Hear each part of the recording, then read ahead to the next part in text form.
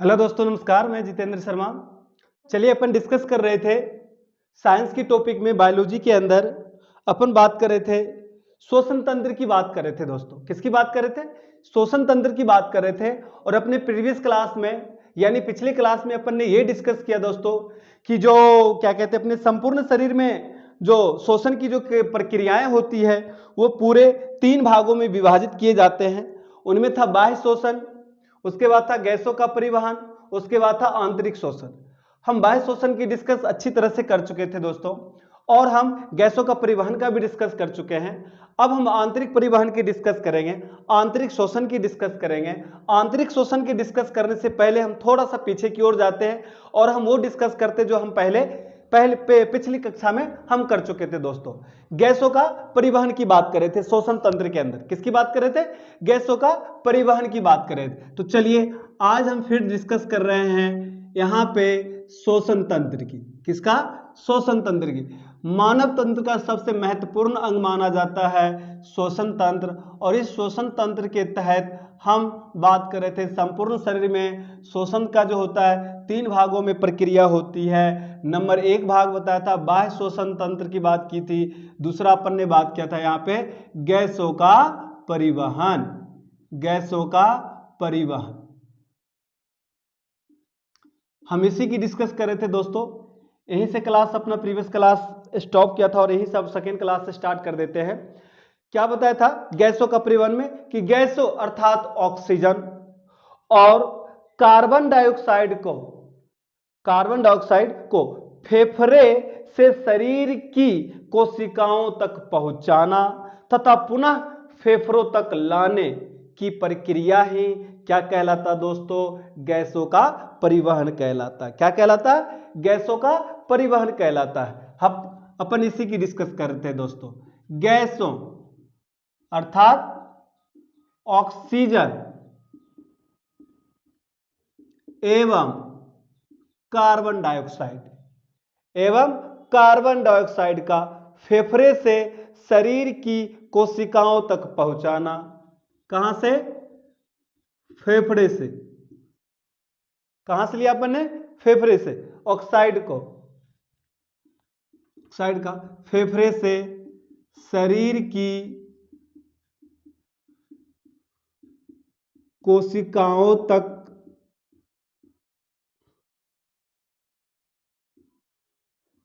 पहुंचाना तथा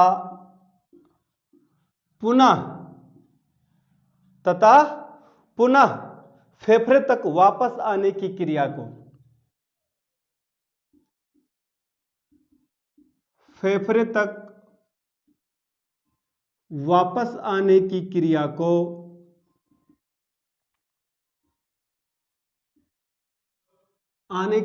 को गैसों का परिवहन कहते हैं दोस्तों।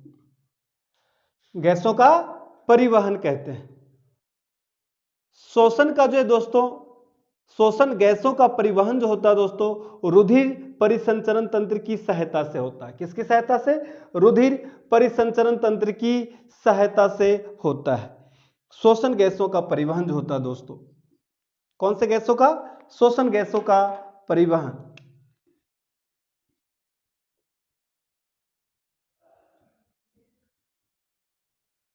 गैसों का परिवहन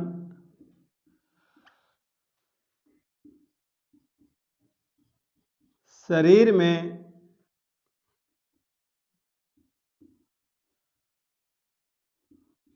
रुधिर परिसंचरण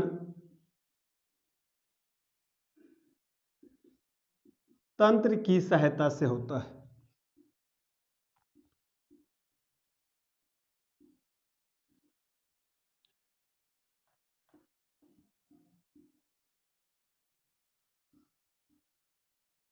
सहायता से होता है दोस्तों।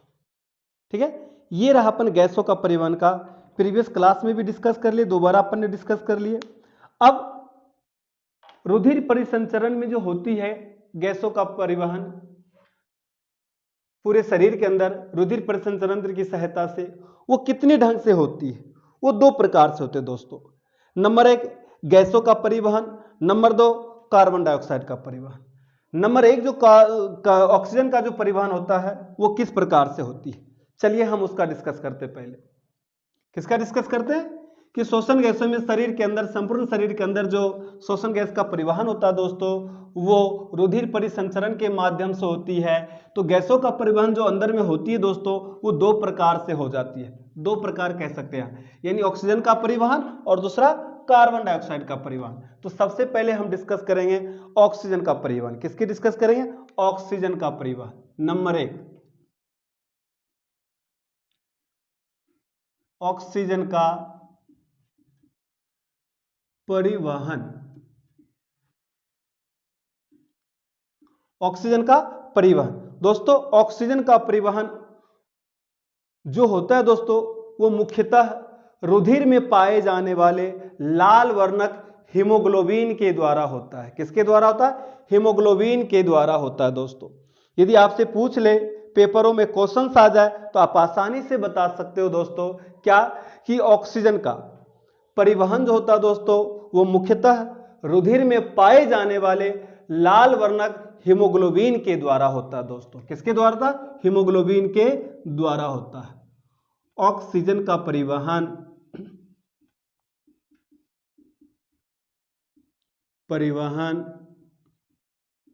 मुख्यतः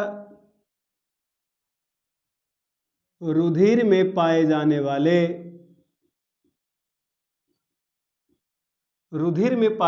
वाले लाल वर्णक हीमोग्लोबिन के द्वारा होता है। हीमोग्लोबिन के द्वारा होता है दोस्तों। हीमोग्लोबिन ऑक्सीजन से संयुक्त होकर अस्थायी यौगिक बनाता है दोस्तों। अस्थायी यौगिक जो बनाता है उसे कहते हैं ऑक्सी हीमोग्लोबिन। क्या कहते हैं? Oxy haemoglobin. ऑक्सी हीमोग्लोबिन क्या बनाता है? ऑक्सी हीमोग्लोबिन बनाता है दोस्तों। हीमोग्लोबिन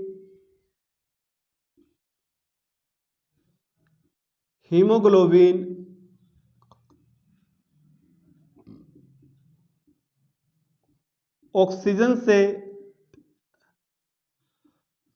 संयुक्त होकर एक अस्थायी यौगिक बनाता है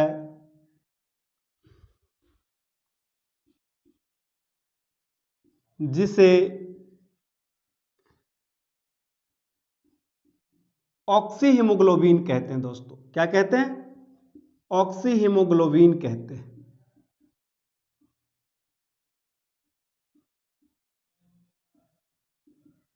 यह भौतिक परिवर्तन होता है दोस्तों। इस प्रकार की क्रिया जो होती है दोस्तों, क्या कहलाती है? भौतिक परिवर्तन कहलाती है। यह भौतिक परिवर्तन है। हीमोग्लोबिन का बनना अस्थायी रूप से, यह एक भौतिक परिवर्तन है। भौतिक परिवर्तन। कौन सा परिवर्तन दोस्तों? भौतिक परिवर्तन। चलिए आगे हम डिस्कस करेंगे इसी में कि ऑक्सी हीमोग्लोबिन है दोस्तों, वो ऑक्सी हीमोग्लोबिन रुधिर परिसंचरण के द्वारा, किसके द्वारा? रुधिर परिसंचरण के द्वारा, रुधिर परिसंचरण के द्वारा शरीर की विभिन्न कोशिकाओं में पहुंचता है, जिसके कारण, पहुंचने के कारण यहां पे क्या होता है दोस्तों? पहुंचता है, जिसके कारण कोशिका में ऑक्सीजन का आंशिक दाब कम रहता है।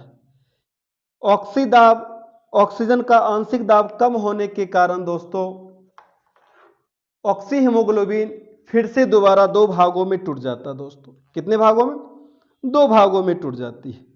और दो भागों में टूटकर ऑक्सीजन और हीमोग्लोबिन दो बन जाते हैं। ऑक्सीजन मुक्त होकर दोस्तों उत्तक में प्रवेश कर जाता है। किसमें प्रवेश कर जाता?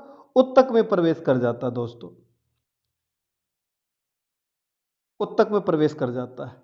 तो चलिए हम उसी की आगे डिस्कस करते हैं कि ऑक्सी हीमोग्लोबिन किस तरह से शरीर के कोशिकाओं में पहुंचता है।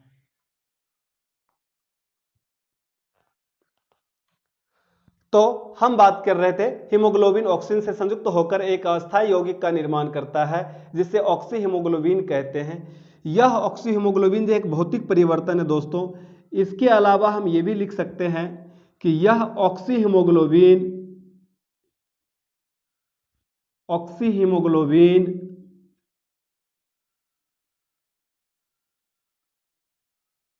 यह ऑक्सी हीमोग्लोबिन रुधिर परिसंचरण के द्वारा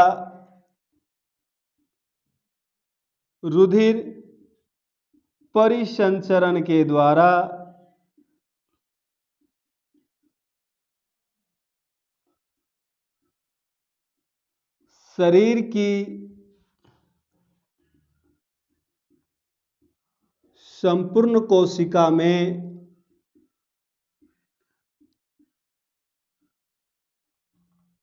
पहुंचता है। शरीर के संपूर्ण कोशिका में, प्रत्येक कोशिका में पहुंच जाता है दोस्तों। कोशिकाओं में ऑक्सीजन का आंशिक दाब जो होता है वो कम रहता है। क्या रहता है? आंशिक दाब कम रहता है कोशिकाओं में। मिटाओ बेटा, ऊपर वाले मिटा देता हूं, नीचे वाले रहने देता हूं, ऊपर वाले मिटा देता हूं। आप आसानी से नीचे वाले देखकर लिखो, ठीक है ना। क्या कहा? कोशिकाओं में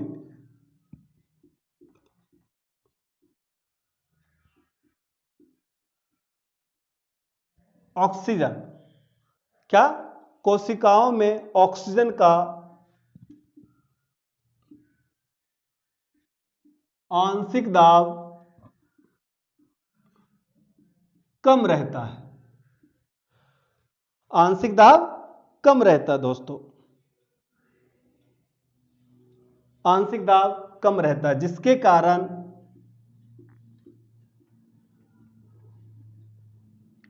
ऑक्सी हीमोग्लोबिन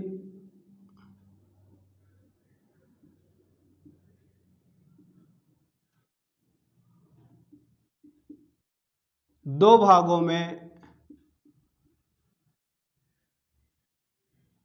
कितने भागों में? दो भागों में, या डायरेक्ट ऐसे भी लिख सकते हो, विखंडन हो जाता है जिसके कारण ऑक्सी हीमोग्लोबिन का विखंडन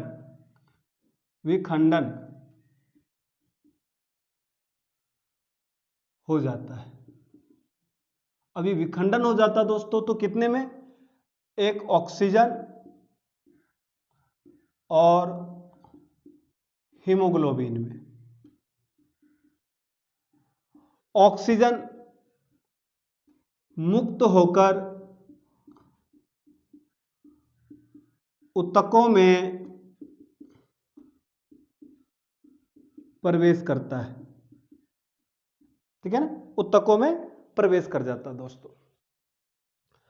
अब हम बात करेंगे, यहां आपने लिखा हीमोग्लोबिन और दूसरा लिखा आपने ऑक्सी हीमोग्लोबिन। हीमोग्लोबिन का रंग कैसा होता है और ऑक्सी हीमोग्लोबिन का रंग कैसा होता है दोस्तों, इसकी डिस्कस करते हैं। हीमोग्लोबिन बैंगनी रंग का होता है दोस्तों। हीमोग्लोबिन बैंगनी रंग का होता है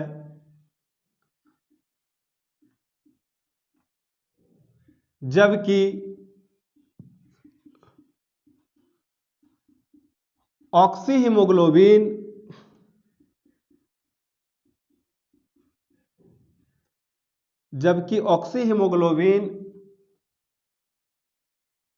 चमकदार लाल रंग का होता है। कैसा होता है? लाल रंग का होता है दोस्तों। अब हम बात करेंगे ऑक्सीजन की कितनी मात्रा का संयोजन हीमोग्लोबिन से होगा। क्या कहा दोस्तों? ऑक्सीजन की कितनी मात्रा का संयोजन हीमोग्लोबिन से होगा, यह ऑक्सीजन के आंशिक दाब पर एवं रक्त के पीएच पर आधारित होता है दोस्तों। किस पे आधारित होता? रक्त के पीएच पे आधारित होता। रुधिर परिसंचरण के तहत अंदर काम हो रही है ऑक्सीजन का परिवहन और कार्बन डाइऑक्साइड का परिवहन। तो ऑक्सीजन का परिवहन जब होगा अंदर रुधिर परिसंचरण के सहायता से तो हम बात तो करेंगे रक्त की। रक्त के बगैर तो अधूरा हो गए, बात पूरा बात करना होगा दोस्तों अपने को। तो क्या बात कर रहे हैं कि ऑक्सीजन की कितनी मात्रा का संयोजन हीमोग्लोबिन से होता है, यह निर्भर करता है ऑक्सीजन के दाब पर, आंशिक दाब पर और रक्त के पीएच मान पर। ठीक है ना, यह भी ध्यान रखना है। आपने लिखा था संयोजन होकर क्या बनाता है? एक अस्थायी ऑक्सी हीमोग्लोबिन बनाता है। तो अस्थायी यौगिक जो बनाता है ऑक्सी हीमोग्लोबिन, उसमें ऑक्सीजन, हम बात करें ऑक्सीजन की कितनी मात्रा का संयोजन हीमोग्लोबिन से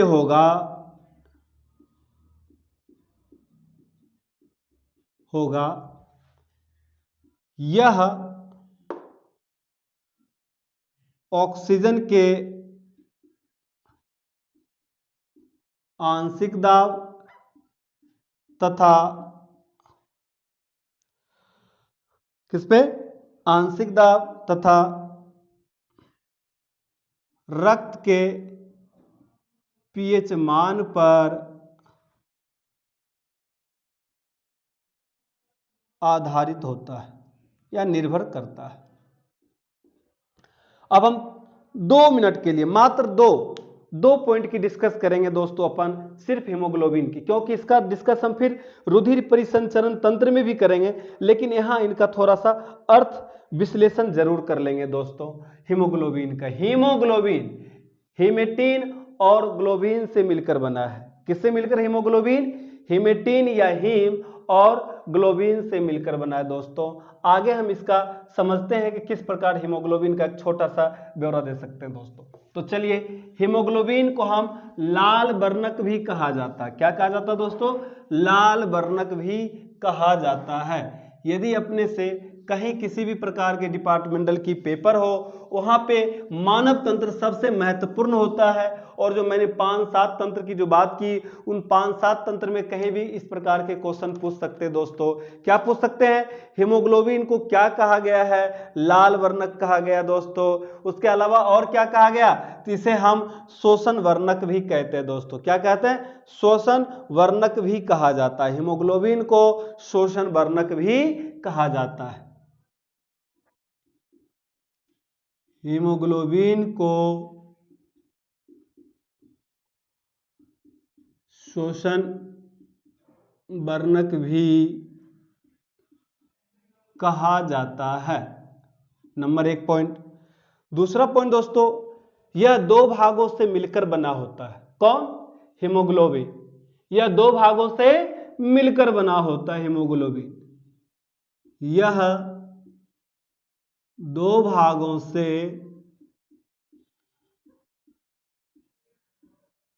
मिलकर बना होता है।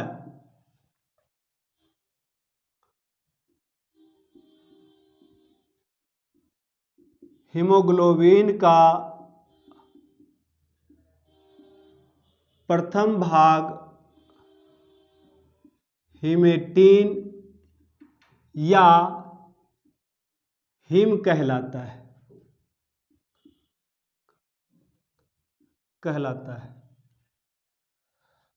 हीमोग्लोबिन का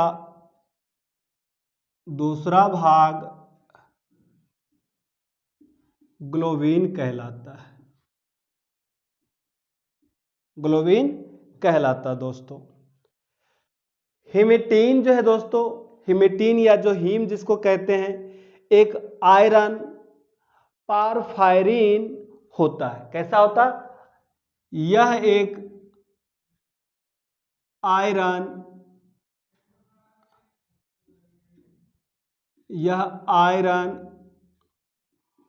पारफायरिन होता है।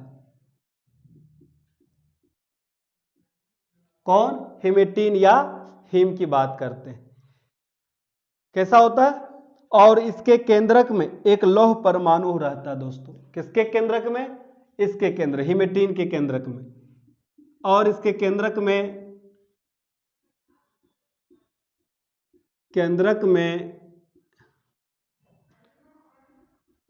लौह परमाणु रहता है।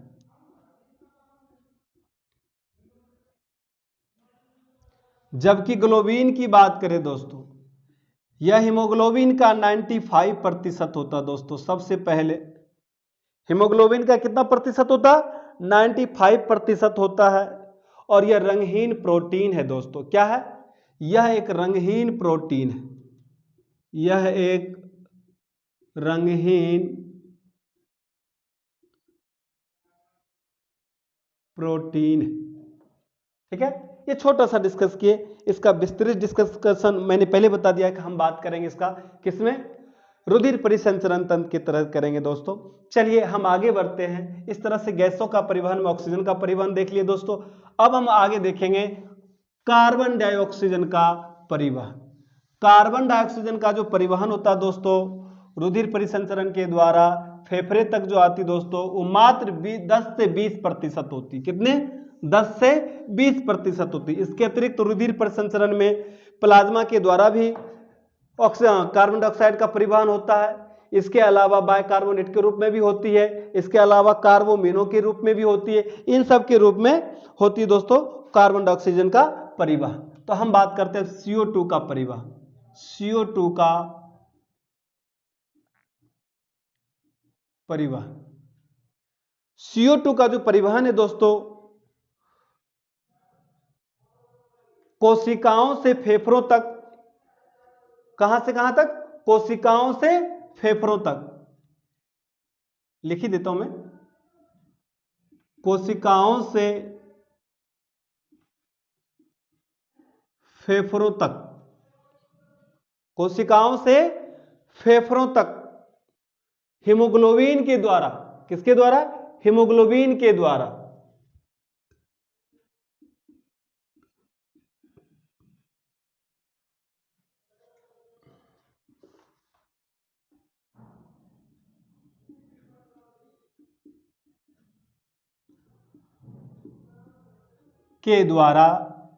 केवल आपको ध्यान रखना है, केवल 10 से 20% तक ही हो पाता है। केवल 10 से 20% तक ही हो पाता है। दोस्तों CO2 का परिवहन रुधिर परिसंचरण द्वारा अन्य प्रकार से भी होता है। CO2 का परिवहन रुधिर परिसंचरण के द्वारा, क्या? रुधिर परिसंचरण द्वारा अन्य प्रकार से भी होता है।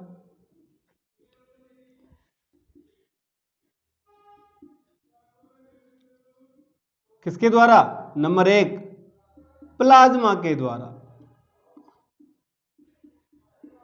नंबर 2 बाइकार्बोनेट्स के द्वारा।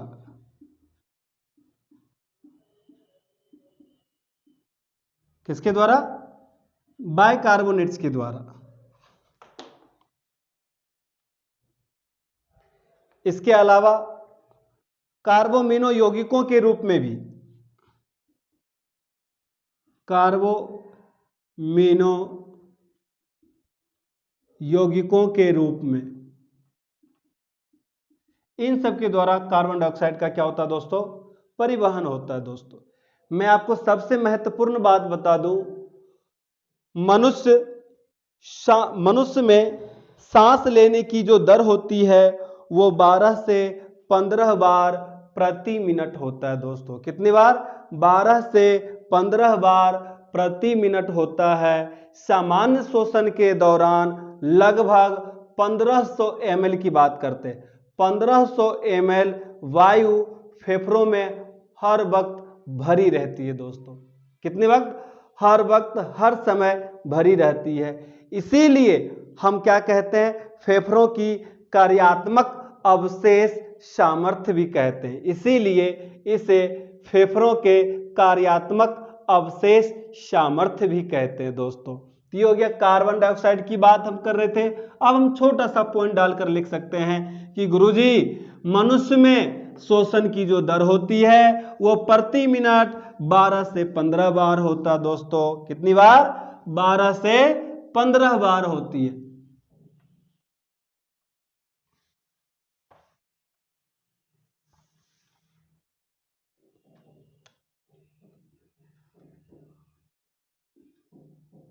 नोट,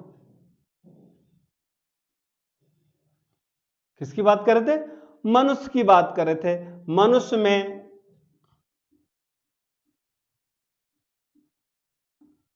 सांस लेने की दर 12 से 15 बार लगभग प्रति मिनट होता है। कितनी मिनट होती है? लगभग 12 से 15 बार प्रति मिनट होता है। सामान्य श्वसन के दौरान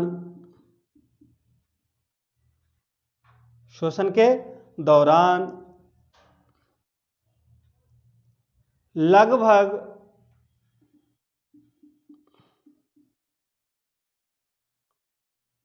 1500 ml वायु, कितना? 1500 ml वायु फेफड़ों में हर समय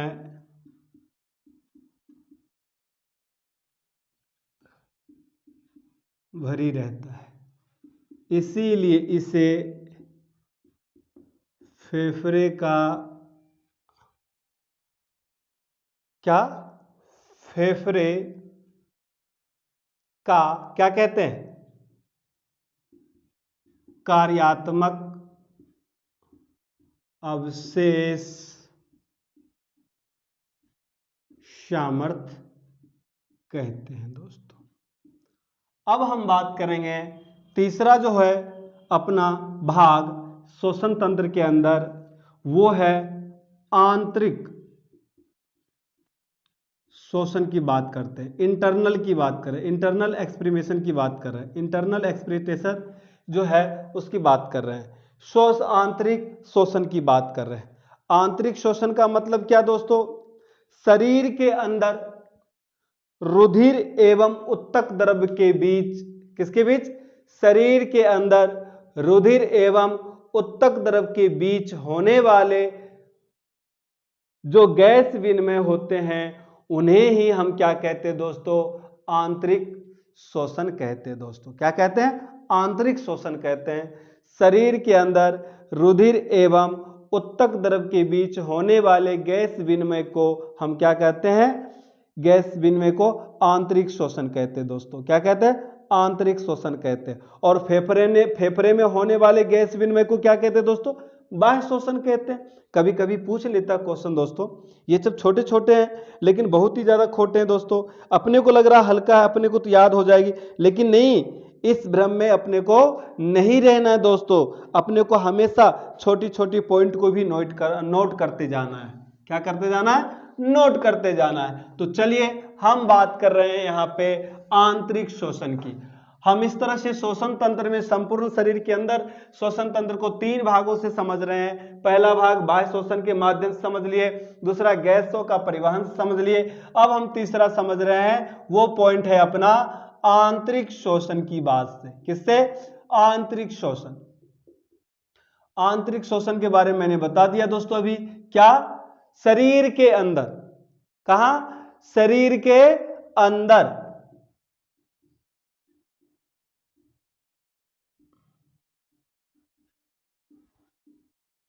रुधिर एवं उत्तक द्रव्य के बीच होने वाले गैसीय विनिमय को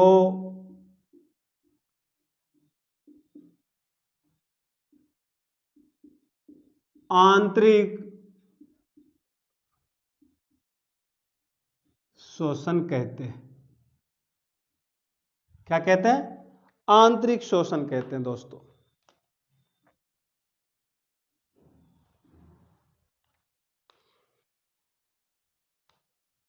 और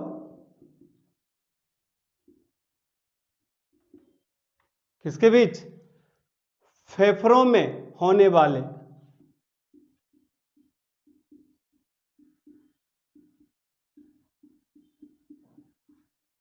गैसीय विनिमय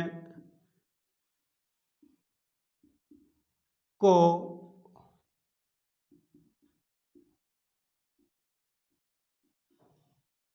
बाह्य शोषण कहते हैं। क्या कहते हैं? बाह्य शोषण कहते हैं।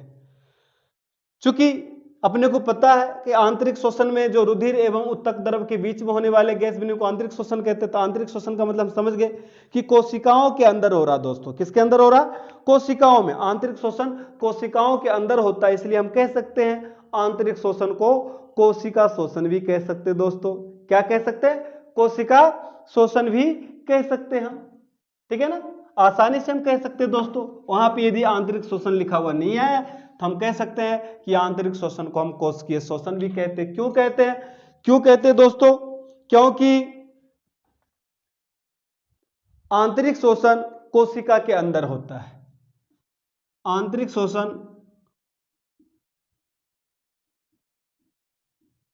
कोशिका के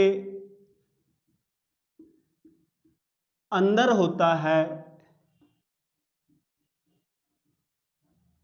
इसीलिए इसे हम कोशिकीय शोषण भी कह सकते हैं।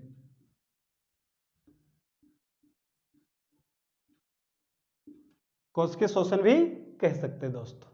चलिए अब हम डिस्कस करते हैं कि आंतरिक शोषण भी मुख्यतः दो प्रकार के होते हैं। आंतरिक शोषण को भी हम दो भागों में डिवाइड कर दिए दोस्तों। कितने भागों में? आंतरिक शोषण के। आंतरिक शोषण भी दो प्रकार के होते हैं। दो प्रकार के होते हैं। कौन कौन से दोस्तों? एक को हम ऑक्सीशोषण कहते हैं। ऑक्सीशोषण को हम किण्वन या शर्करा किण्वन भी कहा जाता है। ऑक्सीशोषण को क्या कहा जाता है दोस्तों? शर्करा किण्वन भी कहा जाता है। तो मैं ब्रैकेट में लिख देता हूं यहां पर।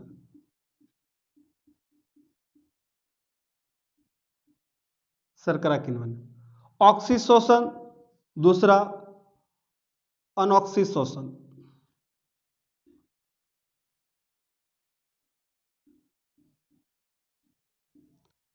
ऑक्सीशोषण और अनऑक्सीशोषण।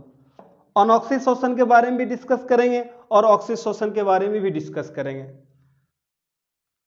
हाँ सॉरी ये यहां होना चाहिए। इसको हम शर्करा किण्वन भी कहते हैं दोस्तों। क्या कहते हैं? शर्करा किण्वन भी कहा जाता है। चलिए अब हम डिस्कस करते हैं ऑक्सीशोषण के बारे में और अनऑक्सीशोषण के बारे में। सबसे पहले डिस्कस करते हैं हम ऑक्सीशोषण के बारे में। ऑक्सीशोषण का मतलब है दोस्तों कि इस प्रकार की जो क्रिया होती होगी वह ऑक्सीजन की उपस्थिति में होता होगा दोस्तों। किसकी उपस्थिति में? ऑक्सीजन की उपस्थिति में होता होगा। ऑक्सीजन की उपस्थिति में जो शोषण की क्रिया होती है उसे हम कहते हैं ऑक्सीशोषण। क्या कहते हैं? ऑक्सीशोषण। और ऑक्सीजन की उपस्थिति में जो प्रक्रिया शोषण की क्रिया नहीं होती है उसे कहते हैं अनऑक्सीशोषण। क्या कहते हैं? अनऑक्सीशोषण। ऑक्सीशोषण और अनऑक्सीशोषण हम दोनों की डिस्कस करते हैं दोस्तों। तो सबसे पहले हम बात कर रहे हैं ऑक्सीशोषण की। ऑक्सीशोषण कब होती है? ऑक्सीजन की उपस्थिति में। ऑक्सीजन की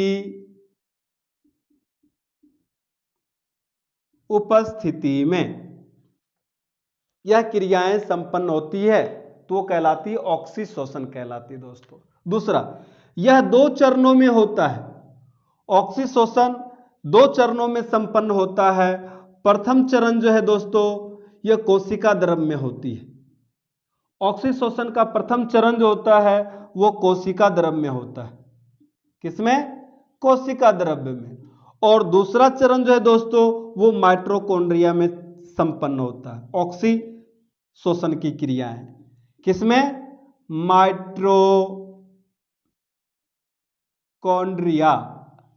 में संपन्न होता है।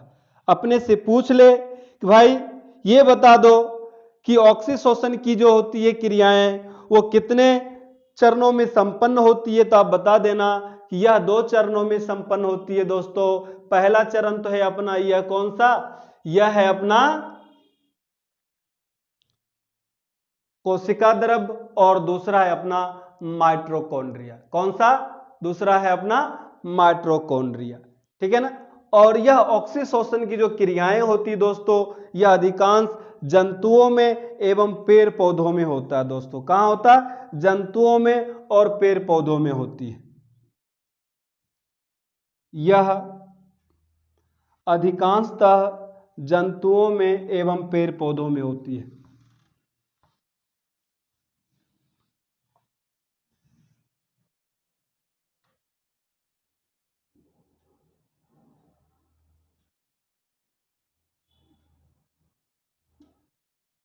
यह अधिकांशतः एवं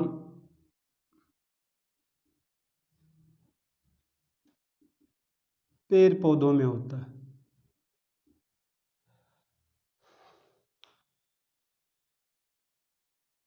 ठीक है। चलिए अब हम बात करेंगे अनऑक्सीशोषण की। किसकी बात करेंगे?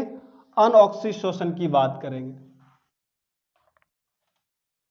अनऑक्सीशोषण ऑक्सीजन की उपस्थिति नहीं रहती है, ऑक्सीजन की अनुपस्थिति में होता है। किसमें? अनऑक्सीशोषण की बात कर रहे हैं। यह ऑक्सीजन की उपस्थिति में नहीं होता है, अनुपस्थिति में होता है दोस्तों, जिसे हम क्या कहते हैं? अनऑक्सीशोषण कहते हैं। क्या कहते हैं? अनऑक्सीशोषण कहते हैं। तो हम बात करेंगे अनऑक्सीशोषण की बात कर रहे हैं। अनऑक्सीशोषण यह ऑक्सीजन की अनुपस्थिति में होता है।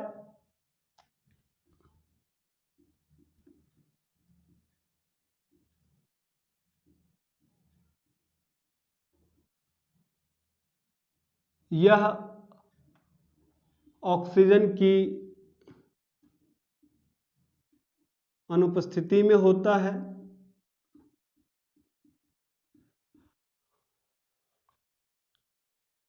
दूसरा, अनऑक्सीशोषण की संपूर्ण प्रक्रिया जो है दोस्तों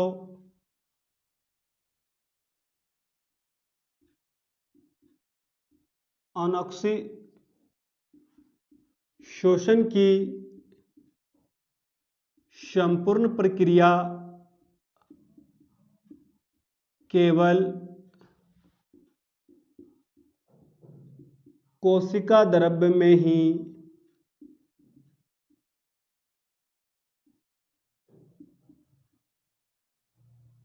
संपन्न होता है। और यह ऑक्सी तो देख लिए थे दोस्तों कि जंतुओं और पेड़ पौधों में होती है। यह जीवाणुओं परजीवियों में होता है दोस्तों। कहां कहां? जीवाणुओं, परजीवियों, अमीबिया में इस प्रकार की शोषण होती है। यह जीवाणुओं में, परजीवी में होता है। अनऑक्सीशोषण की क्रिया जीवाणुओं में, परजीवियों में होता है दोस्तों। ठीक है ना। इस प्रकार हम देख लिए दोस्तों, क्या देख लिए? हम देख लिए शोषण के 3 भागों की बात। अब जो मेरा अहम पॉइंट है दोस्तों वो पॉइंट है अपना मनुष्य के श्वसन तंत्र की बात। किसकी बात? मनुष्य का श्वसन तंत्र की बात करेंगे। ये तो टोटल जीव जंतु सबकी बात कर ली दोस्तों। अब हम बात करते हैं यहां पे मनुष्य के श्वसन तंत्र की। किसकी? मनुष्य के श्वसन तंत्र में कौन कौन से प्रमुख अंग है जो आसानी से भाग लेता है दोस्तों? ठीक है ना, मनुष्य की बात करेंगे अब।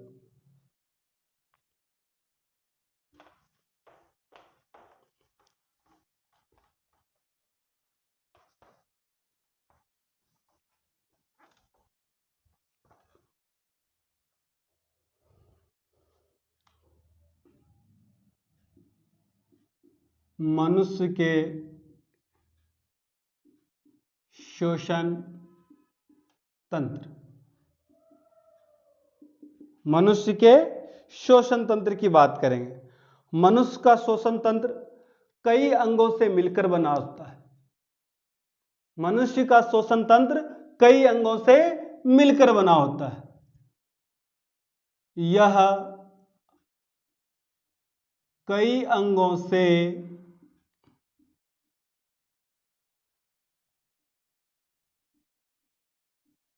मिलकर बना होता है।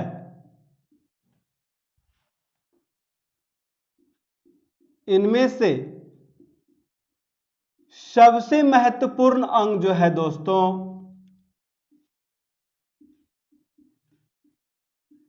फेफड़ा है, जिसको आप लंग्स कहते हो, जिसको आप यहां पे फुफ्फुस कहते हो।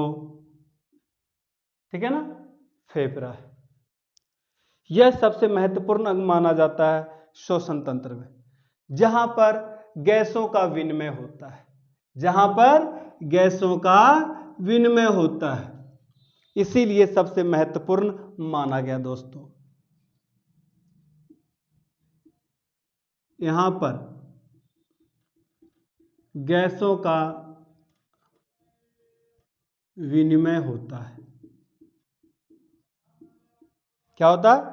गैसों का विनिमय होता है दोस्तों। इसीलिए इसे किस लिए? इसीलिए किस लिए? इसलिए किस लिए? गैसों का विनिमय होने के कारण। इसीलिए हम क्या कहते हैं दोस्तों इसको? इसीलिए इसे हम फुफ्फुसीय श्वसन भी कहते हैं। क्या कहते हैं? फुफ्फुसीय श्वसन भी कहते हैं। इसे फुफ्फुसीय श्वसन भी कहा जाता है। फुफ्फुसीय श्वसन भी कहा जाता है। ठीक है, आगे चलिए। श्वसन, मनुष्य के श्वसन तंत्र में, मनुष्य में के श्वसन तंत्र के अंतर्गत वे सभी अंग आते हैं जिनसे होकर वायु का आदान प्रदान होता है दोस्तों। क्या होता है? आदान प्रदान होता है। ठीक है ना, क्या कहा मैंने कि मनुष्य के श्वसन तंत्र के अंतर्गत वे सभी अंग आते हैं जिनसे होकर वायु का आदान प्रदान होता है। क्या होता है? आदान प्रदान होता है। उनमें मुख्य मुख्य अंग कौन सा है दोस्तों? ठीक है ना, उनमें मुख्य मुख्य अंग कौन सा है?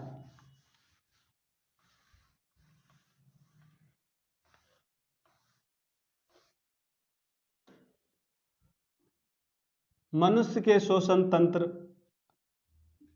में वे सभी अंग आते हैं जो जो क्या करते दोस्तों? जो या जिनसे होकर, ऐसे जिनसे होकर बोल दे अपन, जिनसे होकर वायु का आदान प्रदान होता है। क्या होता है? आदान प्रदान होता है। उनमें से मुख्य मुख्य अंग कौन से हैं?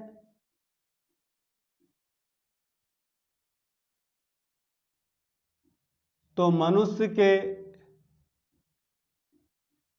श्वसन तंत्र में मुख्य अंग कौन से हैं दोस्तों? सबसे पहले नासिका, जिसको हम अपन नाक कहते हैं दोस्तों। क्या कहते हैं? नाक। दूसरा स्वर यंत्र, जिनको अपन कंठ कहते हैं दोस्तों। क्या कहते हैं? कंठ कहते हैं। तीसरा श्वास नली। क्या? श्वास नली। चौथा अपने पास है फेफड़ा। क्या है? फेफड़ा। ये सारे मिलकर क्या करता है? श्वसन अंग कहलाते हैं। मनुष्य के श्वसन तंत्र के अंदर जो ये मुख्य अंग है, ये सभी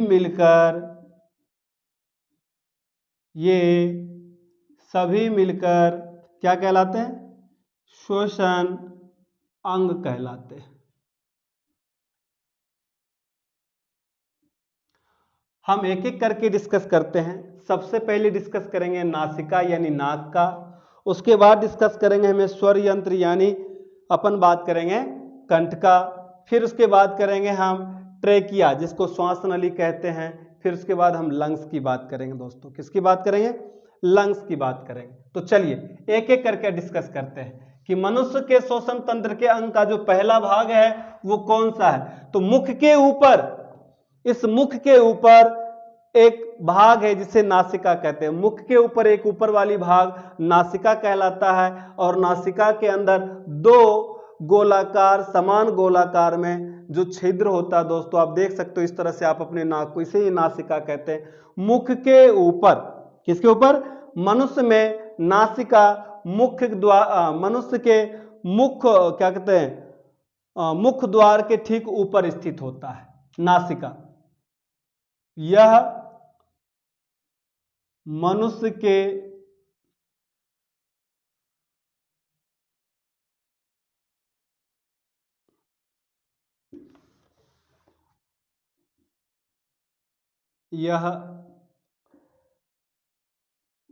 मनुष्य में,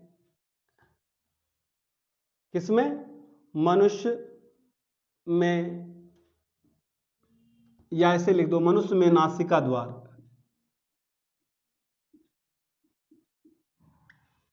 नासिका द्वार ठीक मुख द्वार से ऊपर स्थित होता है। ठीक है ना? ऊपर स्थित होता है। और क्या है दोस्तों? इसमें दो लगभग गोलाकार, इसमें दो लगभग गोलाकार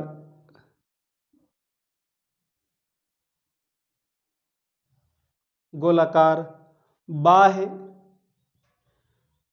नासिका छिद्र होता है। बाह्य नासिका छिद्र होता है। ये नासिका छिद्र एक तो दाएं भाग में खुलता है, दूसरा बाएं भाग में खुलता है। यही नासिका छिद्र जो होता है दोस्तों, फेफड़े के अंदर जाके कहा, एक तो लगभग दाईं ओर, कंठ द्वार के पास में, एक तो दाईं ओर और दूसरा बाईं ओर जाके खुलता है। आपसे पूछा भी जाता है दोस्तों, आप बता भी सकते हो कि जो अंदर की ओर अलग अलग नासिका चेंबर में खुलता है दोस्तों। अलग अलग नासिका चेंबर में खुलता है, एक तो दाईं ओर खुलता है, दूसरा बाईं ओर खुलता है। इसको अपन क्या कह सकते हैं? नासिका चेंबर। नासिका चेंबर में खुलता है दोस्तों। नासिका चेंबर जो होता है दोस्तों, अंदर की ओर ग्रसनी में कंठ द्वार के समीप खुलता है।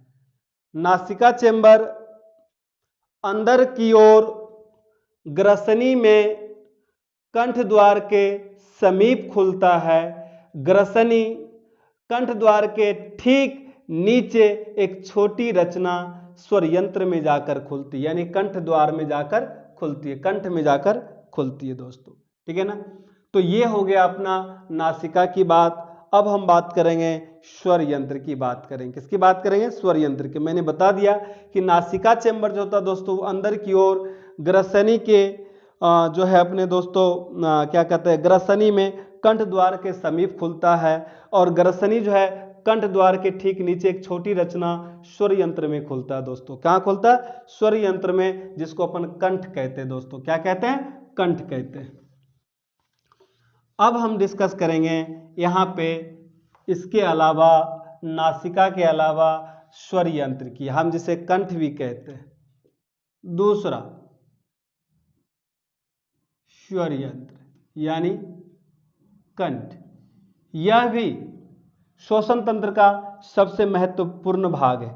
इनका जो मुख्य कार्य दोस्तों वो है कि भोजन को श्वास नली में जाने से रोकना, भोजन को श्वास नली में जाने से रोकना, भोजन को श्वास नली में जाने से रोकने का कार्य करता है, कार्य करता है। जिसे क्या कहते हैं? स्वर यंत्र। स्वर यंत्र में जस्ट ठीक हल्का सा नीचे इसी के अंदर एक कुप्पी नुमा होता है।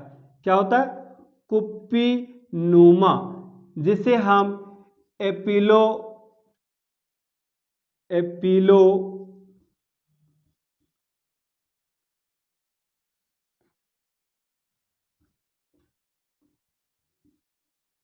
एपिलोग्लोटिस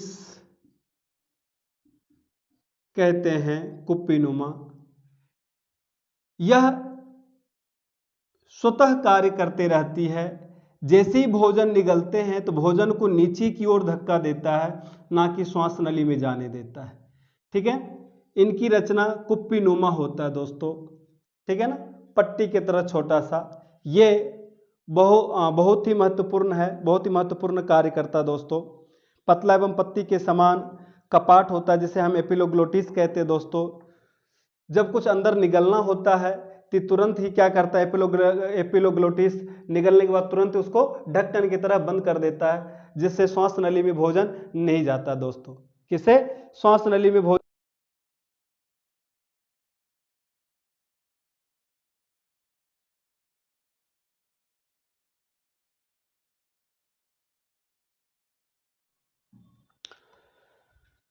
अब हम बात करेंगे इसी में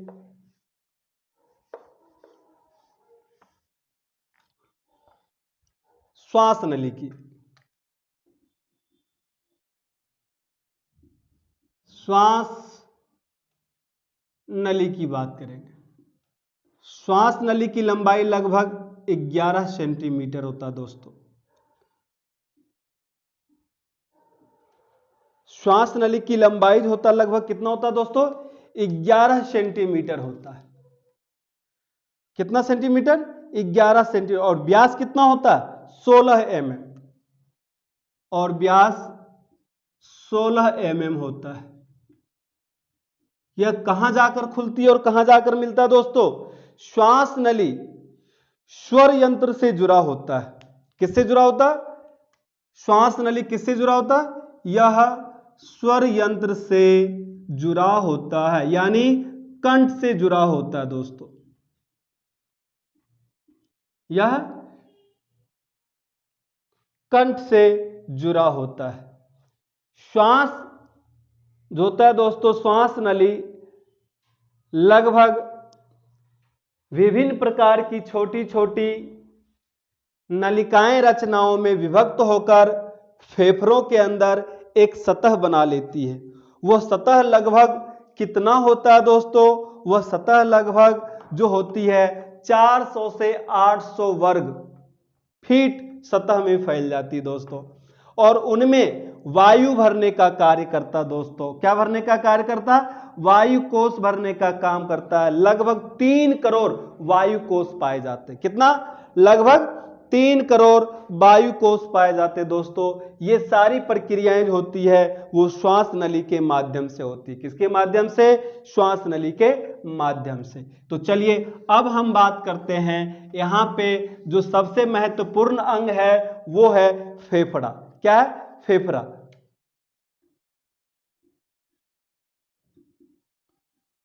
जिसको हम लंग्स कहते हैं दोस्तों। ये कहां स्थित होता है? यह मनुष्य के वक्ष गुहा में एक जोड़ी शंक्वाकार, स्पंजी, गुलाबी और थैली नुमा होता है दोस्तों। ठीक है ना?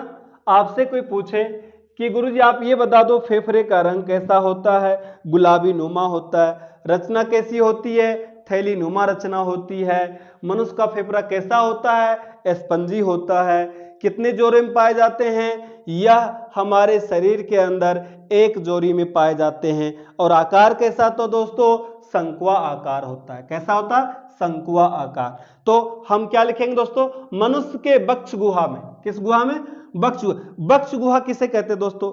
थोरिक कैविटी कहते हैं, जो एक दाईं और बाईं ओर होती है, उसमें अपन कैविटी में गुहा, कैविटी का मतलब गुहा, एक खो में भरा रहता, अपना फेफड़ा उपस्थित रहता है। तो मनुष्य में वक्ष गुहा, क्या? मनुष्य के वक्ष गुहा में, मनुष्य के वक्ष गुहा में एक जोड़ी शंक्वा आकार फेफड़ा होता है। फेफड़ा स्पंजी,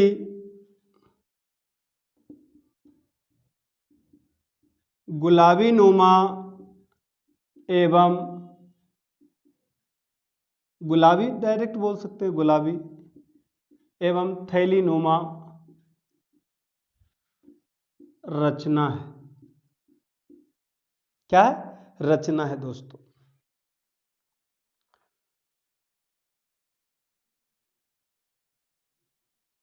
जो हृदय के इधर उधर प्लूरल गुहा में स्थित होता है। हृदय में इधर उधर प्लूरल गुहाओं में स्थित होता है। प्लूरल गुहाओं के चारों ओर प्लूरल मेम्ब्रेन का पतला आवरण होता है दोस्तों, जिसको पैराइटल क्या कहते हैं? प्लूरा कहते हैं। फेफड़ा और प्लूरा के मध्य म्यूकस जैसा चिकना तरल पदार्थ पाया जाता है, जिसे हम क्या कहते हैं दोस्तों? जो फेफड़े के फैलने से और वास्तविक रूप में लौटने की क्रिया को, घर्षण को कम करता है। यानी फेफड़ा फैल रहा है दोस्तों और फेफड़ा सिकुड़ जाती है, अपने आप अपनी स्थिति में आ जाती है। इन स्थिति में जो घर्षण होती है, उस घर्षण को कम करने का जो कार्य करता है दोस्तों, वो म्यूकस जैसा चिकना तरल पदार्थ होता है। और वो कहाँ होता है दोस्तों? वो फेफड़ा और प्लूरा के मध्य होता है, एक तरल चिकना पदार्थ जिसको म्यूकस कहते हैं। यह जब फेफड़ा फैलता है तब, और फेफड़ा अपनी वास्तविक स्थिति में आता है तब, ये दोनों स्थिति में घर्षण को कम करने का कार्य करता है दोस्तों। क्या करने का काम करता है? कम करने का काम करता है। मनुष्य के फेफड़े में मैंने बताया था लगभग 300 करोड़, कितना?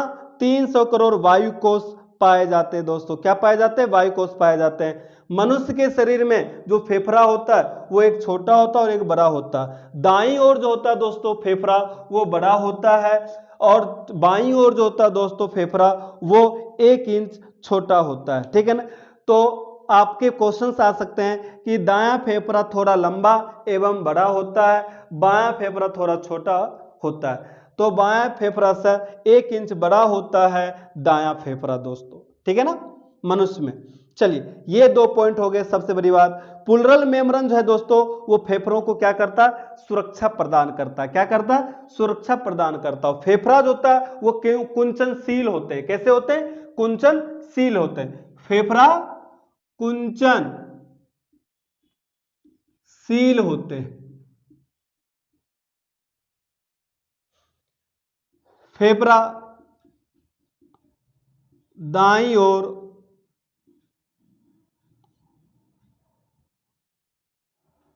बड़ा होता है और बाईं ओर छोटा होता है। फेफड़ा को सुरक्षा प्रदान करने वाले को हम प्लूरल मेम्ब्रेन कहते हैं दोस्तों। ये सुरक्षा प्रदान करता है दोस्तों। क्या करता है? सुरक्षा प्रदान करता है। चलिए आगे हम डिस्कस कर लेते हैं इसी में किसकी, हम बात कर लेते हैं दोस्तों डायफ्राम की।